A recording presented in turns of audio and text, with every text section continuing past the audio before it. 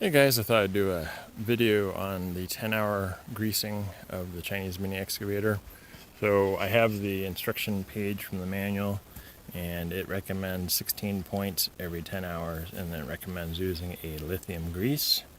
So there's 8 flush zerks on this machine, and they put them at points where they think that you'll break a regular zerk clean off. And as you can see, I've rubbed this while I've been digging. So if I had a regular zerk on here, it would have snapped the top part of the zerk right off. So that's the reason they use the flush zerks where they are. And there's these 8, so there's 2 on each cylinder, on each end. And there's a total of 4 cylinders. So there's 1 cylinder here, another cylinder here with a zerk on each end. And there's this cylinder here, and then up underneath here, there's the zerk there. And down on this end there's another zerk. And then the dozer blade has 2 on it. The other 8 normal zerks, there's 2 on the dozer blade pivot points. There's 1 where the boom meets the house pivot point. And then there's another one where the boom meets the arm pivot point. And then there's 4 more on the other end down here, which there's 1 here, there, and there. So if you don't have the tool that I have, I would recommend getting it, because this thing makes life a lot easier. This is a quick release for greasing the zerks, and then also for doing the flush zerks, you need a needle tool. That's what this guy is. Anyways, I'm going to get the camera set up on the tripod, and then we'll go from there. Okay, so first thing you want to do before you do these flush zerks is clean them out. So I just have a paper towel, and then you just kind of dig it around in there. This keeps you from pushing dirt into the coupling where the grease needs to go. You want to clean it very well.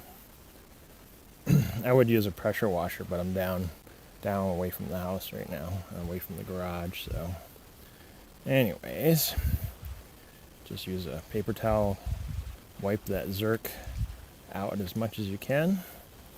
Now it's nice and clean. And then to use these needle zerks, I just put it into the end of the fitting there, and then you just push it into where the ball is, and then you just run the grease gun until grease comes out of the edges here. And then we'll come back and wipe that off with the rag when we're done.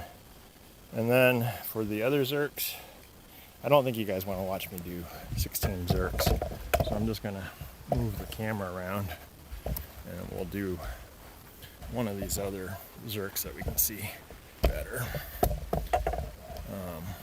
Also, I didn't talk about these 2 here. These are for the slew bearing, and it's every 250 hours, so we're not going to mess with those today. My machine's brand new, so I don't really need to grease those.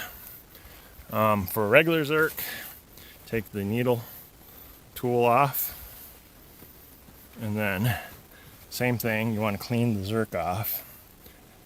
Again, I would use a pressure washer if I was up by the garage. So you're just trying to keep from pushing dirt into the zerk and contaminating your grease with it.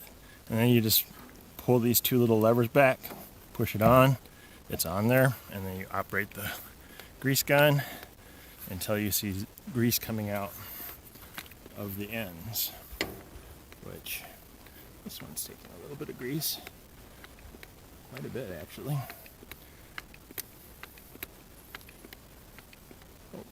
There it is, it's coming out over here on that side, and it's coming out over here.